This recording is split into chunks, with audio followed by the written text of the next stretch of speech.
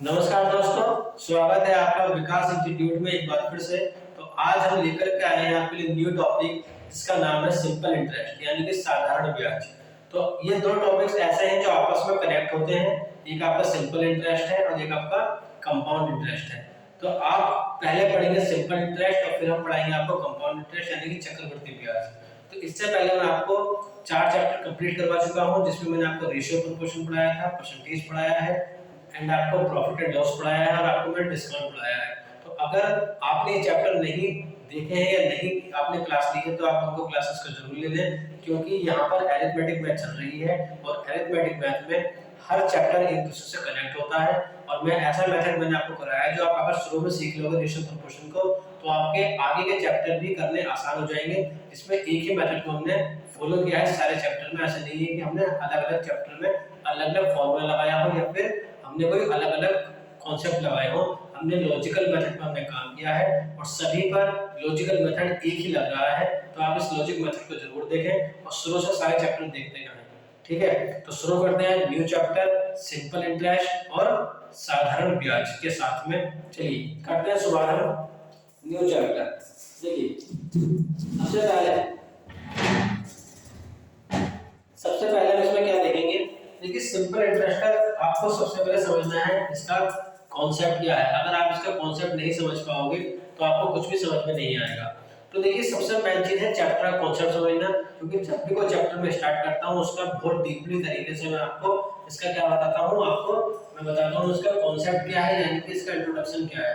तो देखिए अगर हम रियल में बात करें हम पहले ये जान लेते हैं कि सिंपल इंटरेस्ट यानी कि आखिर होता क्या है। ठीक है ना, सिंपल इंटरेस्ट यानी कि साधारण ब्याज आखिर होता क्या है। देखिए अगर हम बात करें कि इसके अंदर जब कोई वस्तु पर कोई मान लीजिए आप किसी व्यक्ति से कोई पैसा उधार ले रहे हो, ठीक है ना, मान लीजिए आपने किसी व्यक्ति से कोई पैसा उधार लिया तो वो आपका क्या है, वो आपका क्या कहलाएगा, आपका मूलधन कहलाएगा। ठीक है ना, अगर आप किसी को पैसा उधार देते हैं या किसी से पैसा उधार लेते हैं तो वो आपका क्या कहलाएगा, मूलधन कहलाएगा यानी कि प्रिंसिपल कहलाएगा। तो इसमें कुछ टर्म है, अगर वो टर्म आप नहीं सीखोगे तो आप इस चैप्टर को नहीं सीख पाओगे। तो पहले मैं बात कर लेता हूँ। देखिए हम इस चैप्टर को करेंगे जरूर, लेकिन इसमें कोई भी फॉर्मूले का प्रयोग हम नहीं करेंगे। आपने बचपन में एक फॉर्मूला पढ़ा होगा जिसमें आपने पढ़ा होगा, बचपन में क्या फॉर्मूला पढ़ा था आपने, देखिए आपने बचपन में पढ़ा होगा कि सिंपल इंटरेस्ट का जो फॉर्मूला होता है वो होता है P into R into T upon में 100।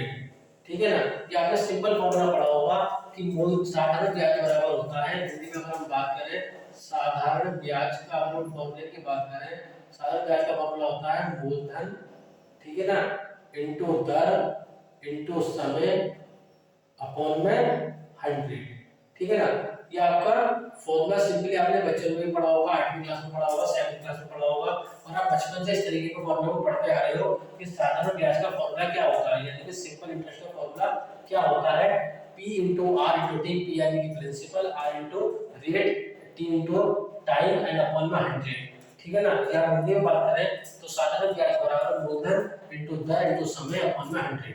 ये सिंपल फॉर्मूला है, लेकिन हम इस चैप्टर को करेंगे जरूर, लेकिन कोई भी फॉर्मूला हम पूरे चैप्टर में यूज नहीं करेंगे। सारे क्वेश्चन हम लॉजिकल मेथड से ही सॉल्व करेंगे। ठीक है ना, मैं आपको इसमें कोई फॉर्मूला नहीं बताऊंगा। और आजकल आपने देखा होगा कि सिंपल इंटरेस्ट के इस तरह के क्वेश्चन कभी नहीं पूछता कि साधारण ब्याज बताइए। ठीक है ना, आपसे हमेशा ये कॉम्प्लिकेटेड क्वेश्चन पूछा जाएगा जिसमें आप घूम जाओ पूरी तरीके से और परेशान हो जाओ और उसमें अपना टाइम खराब कर लो। तो इसीलिए साधारण ब्याज निकालने के लिए क्वेश्चन इस टाइम लेटेस्ट तरीके से नहीं आते हैं, आपको पता होना चाहिए। लेकिन मैं फिर भी आपको साधारण ब्याज निकालने के क्वेश्चन फिर भी करवाऊंगा लॉजिकल मेथड से, इस मेथड से नहीं करवाऊंगा। लेकिन अगर आप वो नहीं सीखोगे तो आप आगे क्वेश्चन नहीं कर पाओगे। ठीक है ना, तो हम पहले देख लेते हैं इसमें टर्म कौन कौन सी होती है। देखिए अगर हम बात करें इसके अंदर, एक तो आप जानते हो कि प्रिंसिपल होता है, प्रिंसिपल को क्या बोलते हैं, मूलधन बोलते हैं। क्या बोलते हैं, मूलधन। एक आपके पास में क्या होती है, दर होती है, दर यानी कि आपका रेट होता है, रेट यानी कि दर होती है। क्लियर है इतनी बात। और तीसरी चीज आपके पास में इसमें क्या होता है, टाइम होता है, टाइम यानी कि समय दिया होता है। बोलो इतनी बात समझ में आ रही है। और तीसरी चीज होती है इसके अंदर आपका इंटरेस्ट यानी कि ब्याज। और ब्याज के बाद एक चीज आती है आपकी अमाउंट, और अमाउंट आपकी होती है मिश्र धन। ये इतने टर्म को हमको जानना पड़ेगा तब हम चैप्टर में आगे बढ़ पाएंगे, क्योंकि हमें यही नहीं पता होगा कि सिंपल इंटरेस्ट में कौन सी टर्म यूज होती है, तो हमें पता कैसे चल पाएगा। ठीक है ना।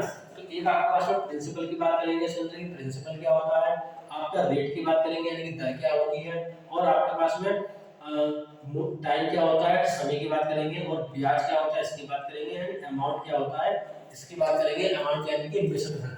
ठीक है ना।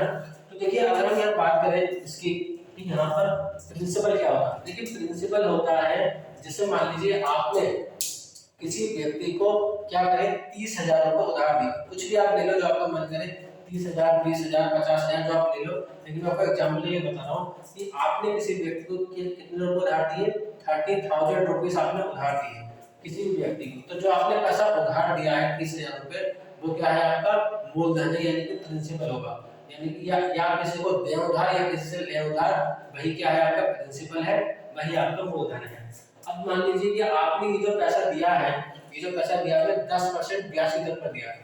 आप खुद सोचो अगर आप किसी को भी कुछ वैल्यूज या कुछ पैसा या कुछ रुपए किसी को दोगे, तो आप चाहोगे कि मुझे कुछ ना कुछ क्या हो जाए, इसके अंदर कुछ ना कुछ प्रॉफिट हो जाए। तो आप क्या करोगे कि उस व्यक्ति को जो पैसा आप दोगे 30,000 रुपए जो आप उधार दोगे, वो आप 10% की दर से दोगे, यानी कि हर साल कितने परसेंट का ब्याज आप उससे लोगे, 10% का ब्याज कितने पर लोगे, 30,000 पर लोगे। समझ गए आप बात।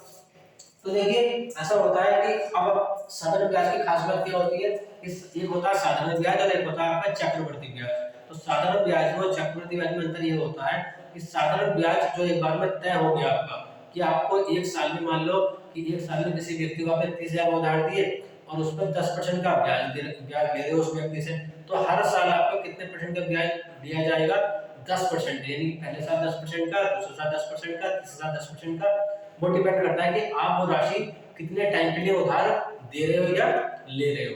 समझ रहे हो ना आप बात को। ठीक है ना। तो साधारण ब्याज क्या होता है कि जो तय हो जाता है वही ब्याज लास्ट टाइम तक करता है, चाहे आप वो रकम कभी भी चुकाओ उसको। लेकिन एक जैसे चक्रवृद्धि ब्याज होता है, चक्रवृद्धि ब्याज में ये होता है कि ब्याज पर ब्याज लगता है। ठीक है ना। तो सिंपल इंटरेस्ट अपने आप में बहुत सिंपल टॉपिक है। ठीक है ना।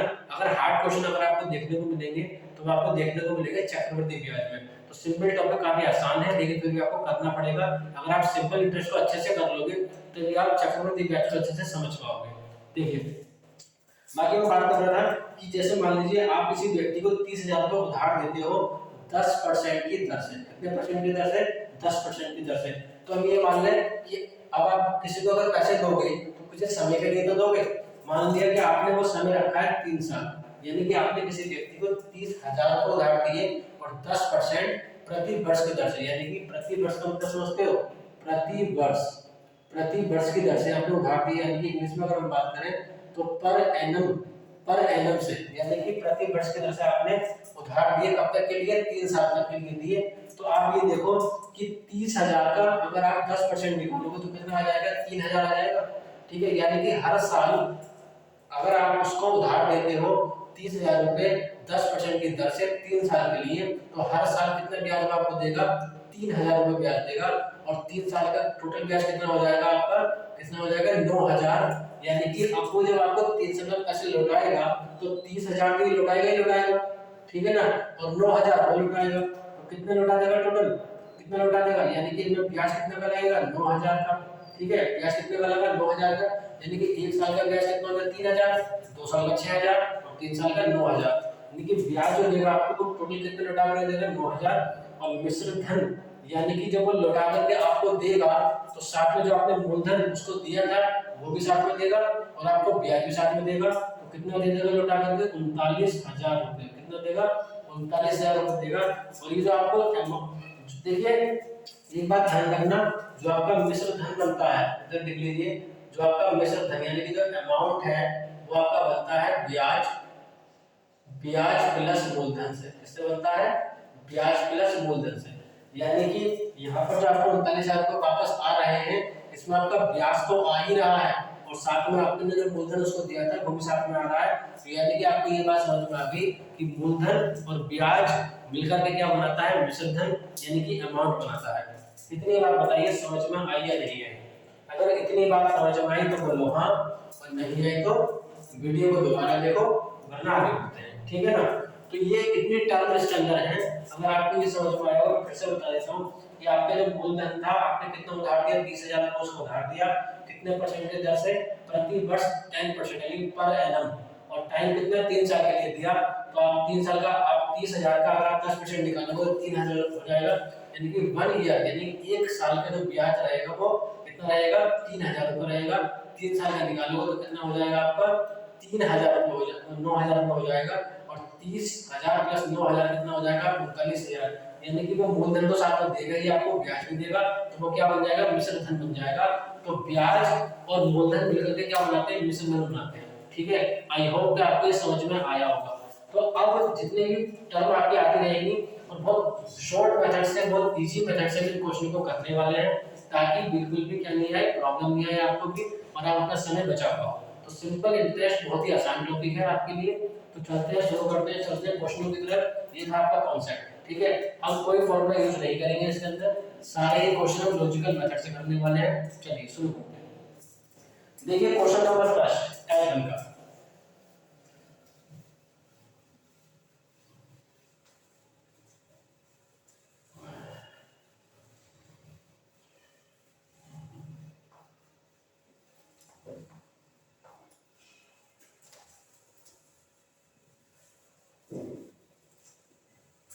टाइम वन का पहला क्वेश्चन, चलिए शुरू करते हैं।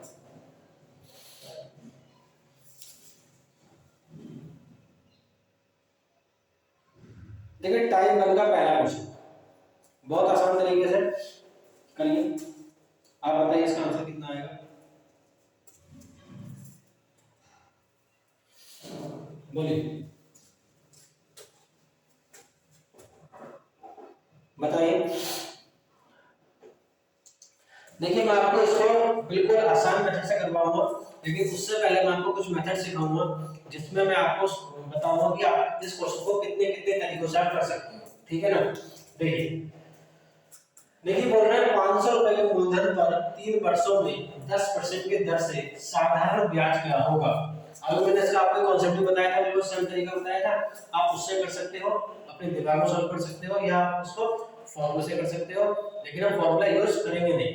ठीक है, what will be the simple interest on the principal amount of 500 rupees at a rate of 10% in 3 years। यानी कि 3 साल का आपको साधारण ब्याज निकालना है। देखिए ध्यान देना,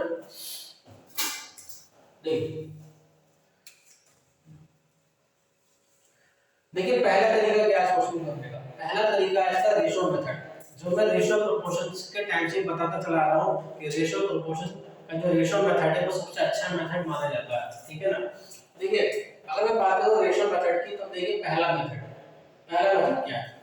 पहला मेथड है आपका रेशियो मेथड। तो देखिए आपको जितनी भी रेट दे रखा हो, कितना दे रखा है, 10%। कितना दे रखा है, 10%। आप 10% की फ्रैक्शन वैल्यू निकालो तो कितनी आ जाएगी, 1/10 आ जाएगी। बोलिए इतनी बात समझ में आ रही है। ठीक है, अब देखो हमेशा ध्यान रखना, नीचे वाली जो वैल्यू होगी वो हमेशा किसकी होगी, प्रिंसिपल की। किसकी होगी, प्रिंसिपल की यानी कि मूलधन की। और जो ऊपर वाली वैल्यू होगी वो हमेशा ध्यान रखना इंटरेस्ट की वैल्यू होगी, यानी कि ब्याज की वैल्यू होगी। क्लियर है तेरी बात। तो आप इसके हेल्प से हमेशा प्रिंसिपल अमाउंट का रेशियो बनाओगे। ठीक है, लिखोगे प्रिंसिपल और यहां लिखोगे अमाउंट। क्लियर है तेरी बात। तो प्रिंसिपल कितना है, 10। कितना है प्रिंसिपल, 10 है। अब देखिए अगर आप को 10 पर क्या होता है, वन का इंटरेस्ट मिलता है। कितने का, वन का इंटरेस्ट। कितने का मिला इंटरेस्ट, वन का इंटरेस्ट मिला। और कितने साल के लिए दिया जा रहा है, 3 साल के लिए। यानी कि अगर 1 साल का इंटरेस्ट आपका 1 है तो 3 साल के लिए पूरा इंटरेस्ट कितना हो जाएगा, 3 हो जाएगा। बोलिए कितनी बात समझ में आ रही है। यानी कि आपको पता है कि पूरा जो ब्याज आपको मिलेगा वो 3 के हिसाब से मिलेगा। तो पहले आपका प्रिंसिपल कितना 3 था, 3 में आपने ब्याज ऐड करा, कितना हो जाएगा 13। तो अमाउंट कितना आ जाएगा, 13 आ जाएगा। बोलिए इतनी बात समझ में आ रही। अगर इतनी बात समझ में आ रही तो बोलो क्लियर। इतनी बात यानी कि हमने पता कर लिया इसकी सहायता से कि जो आपका पहले प्रिंसिपल कितना था, 10 था। 10 पर आपको वन का क्या मिला, इंटरेस्ट मिला। तो कितना हो जाएगा 3 साल का, 3 हो जाएगा। अब 10 में आप ऐड करोगे 3 तो कितना हो जाएगा 13। यानी कि टोटल ब्याज आपको कितना मिलेगा, 3 का मिलेगा। बोलिए इतनी बात समझ में आ रही है। अगर इतनी बात समझ में आ रही है तो बताइए क्लियर है। अब देखो ध्यान से समझना बहुत। देखो अब आप ये देखो कि इधर आपका प्रिंसिपल कितना है 10 है, और उधर प्रिंसिपल कितना है, जो आप किसी व्यक्ति को उधार दे रहे हो 500 रुपए, तो 10 की वैल्यू कितनी हो जाएगी 500 हो जाएगी। आप 1 का मान निकालोगे तो 500 अपन में कितना आ जाएगा 10, एंड मल्टीप्लाई किससे करोगे, मल्टीप्लाई उस वैल्यू से करोगे जो आपसे पूछा है। पूछा क्या है आपसे, साधारण ब्याज, यानी कि what will be the simple interest आपसे पूछा है। तो इंटरेस्ट आपको कितने का मिला है 3 का मिला है, तो 3 से क्या करते हैं मल्टीप्लाई, इससे कैंसिल हो जाएगा, तो कितना बचेगा 150 आ जाएगा। यही आपके क्वेश्चन का आंसर है। एक मेथड तो आपका इस क्वेश्चन को करने का ये है, क्लियर है की बात। अब देखिए दूसरा मेथड क्या है, दूसरा मेथड देखिए बड़े ध्यान से देखिएगा। दूसरा मेथड अगर आप दूसरे मेथड से करोगे, दूसरा मेथड क्या है, जितनी आपको मूलधन दे रखा है 500 वो ले लो मल्टीप्लाई, ठीक है ना। मल्टीप्लाई किससे करोगे 10% से करोगे, 10 से करोगे, और 10% की फ्रैक्शन वैल्यू कितनी होगी 1/10, तो 1/10 हो जाएगा, और समय कितना दे रखा है 3, क्लियर है। 0 से 0 कट जाएगा, 3 पंजे 15, 150 आ जाएगा, और यही आपके क्वेश्चन का क्या है आंसर है। दूसरा मेथड आपका ये हो गया, क्लियर है कि बात सही है। अब देखिए तीसरा मेथड क्या है। तीसरा मेथड आपको पता है फॉर्मूला है, तो तीसरा मेथड आपका सिंपल इंटरेस्ट बराबर P into R into T upon में 100। बोलिए इतना समझ में आ रहा है, अगर इतना समझ में आ रहा है तो बोलो हाँ, ठीक है। तो SI बराबर P कितना दे रखा है आपको 500 into R कितना दे रखा है आपको 10 into T कितना दे रखा है 3 अपॉन में कितना 100, इससे ये कैंसिल, इससे ये कैंसिल, कितना हो जाएगा 150 आ जाएगा। ये आपके क्वेश्चन का आंसर है, ऑप्शन नंबर ए आ गया। तो मैंने आपको एक क्वेश्चन करने के 3 मेथड बताए, ठीक है ना। तो सबसे अच्छा जो मेथड है मेरे नजरों में वो ये वाला मेथड है, दूसरा वाला। आप इस दूसरे मेथड से करिए, आपका विद इन सेकंड्स में आंसर आ जाएगा, ठीक है, विद इन सेकंड्स में। तो आई होप कि आप तैयारी कर रहे होंगे अच्छी तरीके से, यूपी पुलिस की भी कर रहे होंगे एंड एसएससी की भी कर रहे होंगे। तो एसएससी का पेपर का अभी काफी टाइम है, उस पर आप फोकस कीजिए, जब तक मैं आपकी ऑल ओवर मैथ कंप्लीट करवा दूंगा। तो बिल्कुल भी टेंशन लेने की जरूरत नहीं है, मुझसे जुड़े रहिए, क्योंकि आपको मैथ मैं पढ़ा रहा हूं, कोई टेंशन की बात नहीं है। ऑल ओवर मैथ मैं आपको कवर कराऊंगा, और हर चैप्टर में मैंने आपसे पहले ही बताया था मोर देन हम लगभग 80 से 90 क्वेश्चन करेंगे, ठीक है ना। तो चलते हैं आगे क्वेश्चन नंबर 2 की तरफ। चलिए क्वेश्चन नंबर 2 देखिए। देख क्वेश्चन नंबर 2,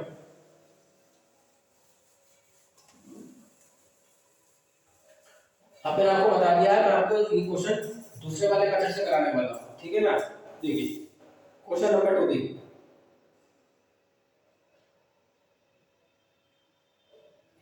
देखिए ध्यान देना।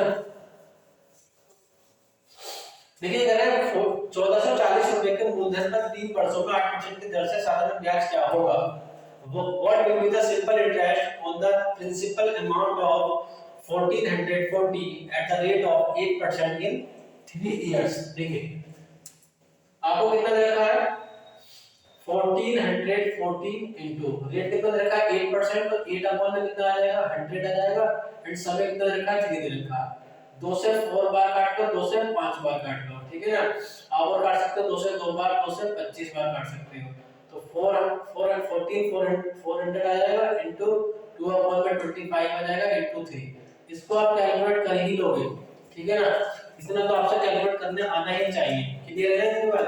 तो देखिए इसको आप कैलकुलेट करोगे पूरे को, तो आपका आ जाएगा 345.6, ऑप्शन नंबर बी आ जाएगा, ऑप्शन नंबर बी, ठीक है। तो इतनी वैल्यू को आपको मेंटली सॉल्व करनी है, ठीक है, बहुत आसान है, मैंने आपको पहले भी बताया था, ठीक है। चले आगे देखिए। देखिए क्वेश्चन नंबर 3 देखिए, इससे आसान मेथड आपको मिल ही नहीं सकता, ठीक है ना। बिल्कुल इजीली मेथड है, कोई परेशानी की बात नहीं, बहुत आसान मेथड है, ठीक है ना। विद इन सेकंड्स में आप आंसर निकाल सकते हो। देखिए ये कह रहे हैं 10% वार्षिक दर से 5 वर्षों में 4400 रुपए का साधारण ब्याज कितना होगा। पहले मैं टाइप बन के क्वेश्चन एक से लेकर के आया हूं, जिसमें आपके सेम क्वेश्चन होंगे, और आप अगर इनको सीख गए तो आगे भी आप क्वेश्चन अच्छी तरीके से सीख पाओगे। देखिए 10% वार्षिक दर से 5 वर्षों में 4400 रुपए का, कितने रुपए का 4400 रुपए का, 4400 रखिए। दर कितने देखिए 10%, और 10% का फ्रैक्शन वैल्यू 1/10 होती है, मल्टीप्लाई बाय टाइम कितना 5 है, ठीक है ना। 5 से 2 बार काट लोगे, 2 से 22 बार काट लोगे, कितना आ जाएगा 2200 आंसर आ जाएगा। ये आपके क्वेश्चन का क्या है फाइनल आंसर है, क्लियर है ये बात? सिंपल तरीका बिल्कुल। देखिए इसको 200 को 2200 कर लेना, ये आपका 2200 आंसर है इसका। ठीक है, चलें आगे। ठीक है, चलिए अगले का आंसर आप बताइए मुझे कमेंट में क्या है, बोलिए। क्वेश्चन नंबर 4, देखिए क्वेश्चन नंबर 4 है आपका 66,000 रुपए की धनराशि 10% प्रतिवर्ष की दर से 2 वर्ष में 6 माह का साधारण ब्याज क्या होगा? बोलिए। 6 माह का पूछा है आपसे, बहुत आसान क्वेश्चन है। देखिए आप एक चीज हमेशा ध्यान रखना है कि टाइम आपको कभी कभी कैसा देगा, आपको छमाही में दे देगा। ठीक है, आपको जो है टाइम दिनों में दे सकता है वो। ठीक है, कि इतने वर्ष इतने दिन, तो आपको उसको कन्वर्ट करना आना चाहिए। तो देखिए बहुत आसान है, बहुत easy method. Find the simple interest on a sum of 66,000 at the rate of 10% per annum for 2 years and 6 months। देखिए ध्यान देना, देखिए कितने रुपये? 66,000 रुपए, हमने लिख लिए। रुपए की धनराशि 10%, 10% का मतलब 1/10 आ जाएगा इनटू। अब देखना यहाँ लिखा है 2 वर्ष 6 माह, बोलो आई बात समझ में? 2 years 6 months। आपको इसमें इयर्स पूरे पूरे नहीं दे रखे हैं, यहाँ 2 years का है या 3 years का है, तो आपको ये रखा है, आप उसका चल सकते हो 2 years 6 months। ठीक है ना? तो आपको क्या करना होगा इस टाइप के क्वेश्चन में, जो आपके पास मंथ दे रखे हैं उसको आपको इयर्स में कन्वर्ट करने होंगे। ठीक है ना? तो एक साल में कितने मंथ होते हैं? 12। तो आप इसको लिख लोगे 2 years 6/12। ठीक है ना? अभी इयर्स में कन्वर्ट हो जाएगा, तो आप इसको लिख लोगे 2 6/12। 6 से 2 बार काट लोगे, 2 से ही 1/2 हो जाएगा, 2 3 4 दे 5/2। यानी कि पूरा इयर्स को आपने सॉल्व कर दिया तो कितना आया?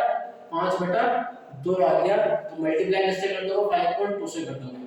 जब भी आपका कोई भी मंथ, कोई भी समय आपका मंथ के रूप में दे रखा होगा, तो उसको आप 12 से क्या कर दोगे? डिवाइड कर दोगे, और उसका इस तरीके से लिख लोगे, इसको सॉल्व कर लोगे तो 5.2 आ जाएगा। बोलिए क्या इतना समझ में आया? ठीक है, ठीक है। चलिए इसको आप कैलकुलेट कर ही सकते हो, इससे काट लोगे तो फाइनली आप इसको सॉल्व कर लोगे तो 16500 आ जाएगा। और इतनी कैलकुलेशन तो आपका आनी ही चाहिए, ऑप्शन नंबर बी। क्लियर है? चले आगे। ठीक है, चलिए क्वेश्चन नंबर 5 की तरफ चलते हैं। देखिए क्वेश्चन नंबर 5, देखिए क्वेश्चन नंबर 5 देखिए, चलिए बहुत आसान क्वेश्चन। ठीक है ना?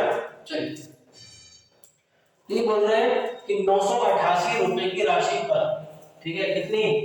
988 रुपए की राशि पर, तो अमाउंट लिख लीजिए कितनी? 988 रुपए की राशि पर 18% यानी कि 18 में कितना हो जाएगा? 100 हो जाएगा, मल्टीप्लाई 5 आ जाएगा, 5 आ जाएगा। तो आप इसको कैलकुलेट कर लेना, आपका फाइनली आंसर आ जाएगा। विद इन सेकंड्स में आप आंसर ला सकते हो। ठीक है ना? चलिए आगे बढ़ते हैं क्वेश्चन नंबर 6 की तरफ। देखिए क्वेश्चन नंबर 6, क्वेश्चन नंबर 6 देखिए, बताइए इसका आंसर क्या आएगा? बोलिए, बोलिए क्वेश्चन नंबर 6। देखिए बोल रहे हैं कि 80,000 रुपए का, बताइए है नहीं आसान ट्रिक्स? विद इन सेकंड का कोई फॉर्मूला लगाने की जरूरत नहीं है, आप आसानी से आंसर निकाल सकते हो। ठीक है, बस बोलिए कितना आंसर आएगा? देखिए देखिए इस क्वेश्चन में क्या डिफरेंस है, इससे पहले वाले क्वेश्चन में आपसे कहा था आपको ईयर्स दे रखे थे और 6 मंथ दे रखे थे, लेकिन इसमें आपको दिन दे रखे हैं 1 वर्ष और 73 दिन। ठीक है ना? यानी कि 1 ईयर और 73 डेज। तो इसको आपको इसमें कन्वर्ट करना पड़ेगा, पहले आपको करना पड़ेगा इसे ईयर्स में। तो देखिए अब आपको दिन है तो दिनों से ही कन्वर्ट होगा, तो ये आपको दे रखा है यहाँ लिख लो 1 years and 73 days। क्लियर है इतनी बात? तो 1 years दे रखा है, 73 को आप जब ईयर में कन्वर्ट करोगे तो 1 ईयर में कितने डे होते हैं? अगर आपको मंथ में दे रखा है तो आप 1 ईयर में मंथ को ढूंढोगे, और आपका डे दे रखा है तो आप 1 ईयर में डे को ढूंढोगे। क्लियर है? ठीक है, तो 73 को डिवाइड करोगे से 365 से, क्योंकि एक साल में कितने दिन होते हैं 365 दिन। तो इसको आप ऐसे लिख सकते हो 1 प्लस 73 अपॉन में 365, इससे काट लोगे 5 बाय चला जाएगा तो 1 प्लस का 1/5 हो जाएगा और ये हो जाएगा 5 6 अपॉन में 5 हो जाएगा। बोलो इतनी बात समझ में आ रही है? ठीक है। अब देखो राशि कितनी की दे रखी है 80,000, यानी मूलधन कितना है 80,000 और दर कितनी है 20% और 20% की फ्रैक्शन वैल्यू 1/5 तो 1/5 हो जाएगा, मल्टीप्लाई किससे करोगे 6/5 से करोगे। तो ये इसको आप कैलकुलेट आराम से कर सकते हो, ठीक है। उसका आप कैलकुलेट कर लेना, ये आ जाएगा 9 to 100। अगर ये आपको कैलकुलेट नहीं करना आता है तो मैं आपसे बता दूंगा, आप इसके मल्टीप्लाई आपस में कर लीजिए 25 के 25 को डिवाइड कर दीजिए, बहुत आसान है। अगर आपसे कोई भी कैलकुलेशन नहीं हो रही है, इतनी छोटी-छोटी कैलकुलेशन भी आप अगर नहीं कर पा रहे हो तो आप कमेंट में मुझे बताएं कि सर हम क्वेश्चन नंबर इतने की कैलकुलेशन आपसे पूछना चाहते हैं, तो उसकी कैलकुलेशन जरूर बताइए, ठीक है। आप कमेंट करें जिससे हमारा भी मोटिवेशन बना रहेगा और आपका भी मोटिवेशन बढ़ेगा और इससे आपको भी बहुत कुछ सीखने को मिलेगा, ठीक है। चलिए आगे बढ़ते हैं, क्वेश्चन नंबर 7 की तरफ चलते हैं, ठीक है। देखिए क्वेश्चन नंबर 7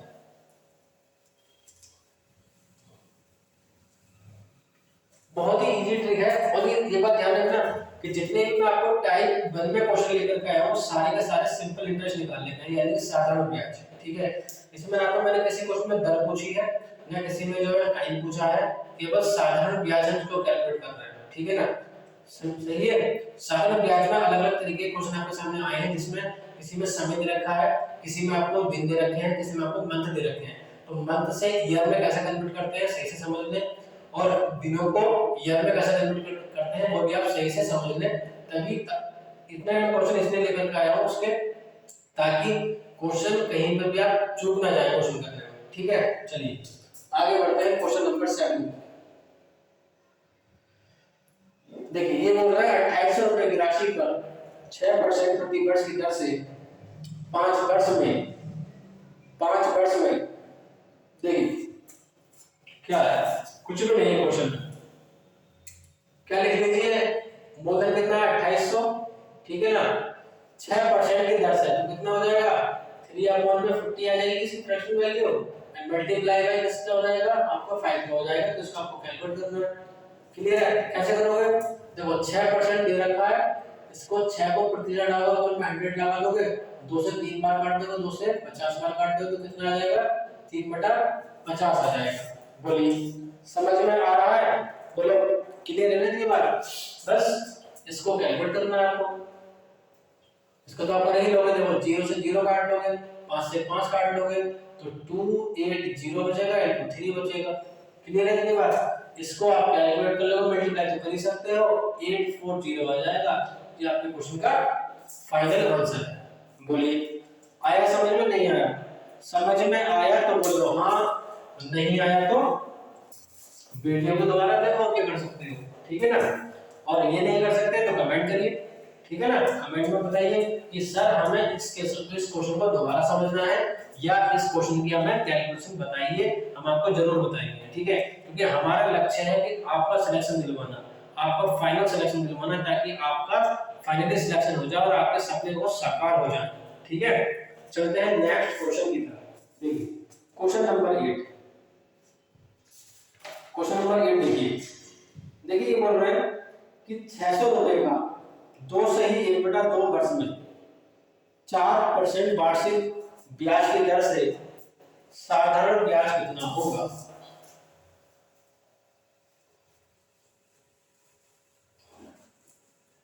देखिए what will be the simple interest of 600 at the rate of 4% annual interest in 2 years, यानी कि आपको जो प्रिंसिपल दे रखा है कितना 600 इनटू, ठीक है ना, और 2 इसका मतलब है आपको 2/2, ठीक है ना, 2 कंप्लीट 1/2 यानी कि 2/2 इस तरीके से। तो मैं इसको सही करके लिख लेता हूं, 2/2 है, कितना हो जाएगा 2 दूनी 4 है 5/2 हो जाएगा। तो यहाँ पर आपको वर्ष कितना हो गया 5.2 हो गया और इनटू आपको तो कितना देगा 4% वार्षिक दर, तो कितना आ जाएगा आपका ये 2 अपॉन आपका कितना आ जाएगा 4 अपॉन में 100 आएगा। बोलिए इतनी बात समझ में आई? बहुत सिंपल है भाई। इससे 2 जीरो से 1 जीरो आपने काट दी, 2 से 2 बार आपने काट दिया, कितना बचा आपके पास में 60 आ जाएगा। ये आपके क्वेश्चन का आंसर है, ऑप्शन नंबर सी आ जाएगा। बोलिए आया समझ में? भाई 6 बचा, 5 दूनी 10 और 10 6 60 होते हैं, ये आपका आंसर आ गया। बोलिए आया समझ में? तो ये आपका टाइप 1 यही खत्म होता है। अगर आपको किसी भी क्वेश्चन में कोई प्रॉब्लम है तो आप जरूर बताएं, क्योंकि आप उसने नहीं बताओगे तो आपको आगे प्रॉब्लम आएगी। इसमें मैंने आपको सिंपल इंटरेस्ट शुरू करवाया है, बहुत आसान टॉपिक है। इससे हार्ड थोड़ा टॉपिक आपका कंपाउंड इंटरेस्ट आ जाता है, लेकिन उसको समझने के लिए आपको सिंपल इंटरेस्ट अच्छे से समझना होगा, ठीक है ना? बताइए कोई प्रॉब्लम यहाँ तक? बोलिए कमेंट में बताइए। ठीक है, तो अगर आप दोबारा वीडियो देखिए, अगर आपको दोबारा से समझ में नहीं आता है तो आप फिर दोबारा देखिए, तब भी नहीं आता तो आप कमेंट करिए।